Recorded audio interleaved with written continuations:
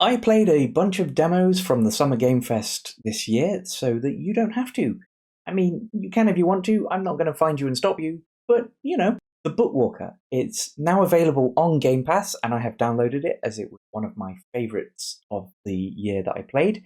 It's essentially in the demo a mix of an isometric old school RPG with a switch also to a first person aspect. I think it's a very fun, very witty, very surreal game. Ever tried Orange Ball? No? Well, it tasted a lot like that. Was that product placement just now? Did they get paid to put that in the book? That has an odd mix of genres that I'm very intrigued to see how that plays out in the full game. Bubblegum Galaxy is another in the series of the dwarf romantic kind of puzzle hexagon builder games where you're plopping tiles down next to each other. The gimmick in this game is that there's a cartoon space outside of the puzzles where you can interact with people within an office setting. It didn't really work for me, it didn't grab me. I just don't think there's enough to stand out, but it was a demo. Maybe the full game will have more to offer. On Garde, in a weird way, gave me No One Lives Forever vibes because it seems to be leaning towards humour more than inventive gameplay. The actual combat itself was relatively simplistic, as was the traversal around the world, but the characters are fun. I laughed a few times, I enjoyed it. I think this is solidly in my maybe pile, depending on full reviews, as comedic games are difficult to get right. Lies of P. We all know what this is, really. This is Bloodborne 2, but with Timothée Chalamet. Timothée Chalamet, the guy from Dune, as the lead. I didn't throw myself at the boss as many times as it would take to beat the boss, because it's pretty apparent what it is. Whether or not it's a successful take on the FromSoft formula will depend on the full game and all of the encounters, as one boss does not a Souls game make. Luto. I love horror games. What I don't love are gimmicky or obtuse horror games. They wear thin pretty quickly, and unfortunately this kind of slid its way into that category. It went from atmospheric and potentially scary to, okay, I'm just bored, I don't know what I'm supposed to do, and I'm just wandering around the same places looking for something I've missed. Rattly chains. Doors that won't open. You're no longer here.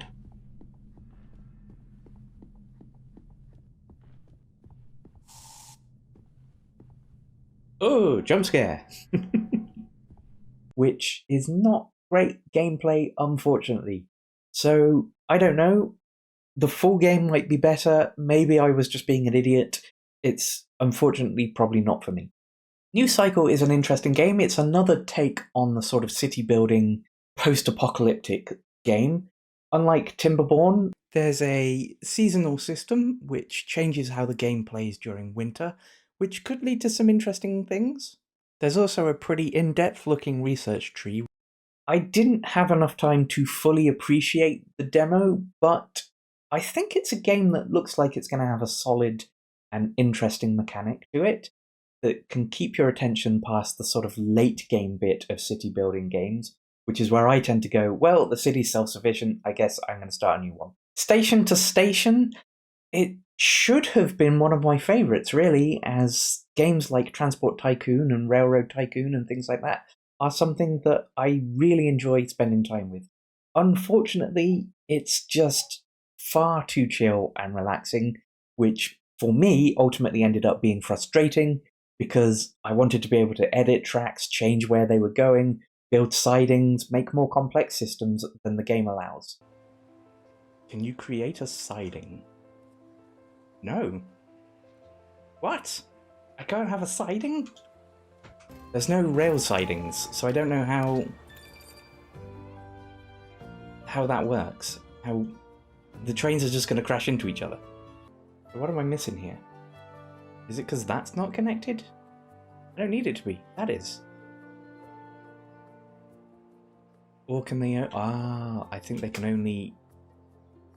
This isn't Transport Fever. They can't double up.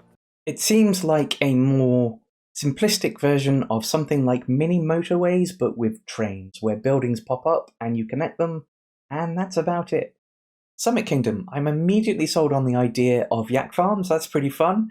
Also, it has an interesting take on the building thing. Each building game needs its own gimmick. In this case, the gimmick is you're building on the side of a mountain where you have to also manage avalanches.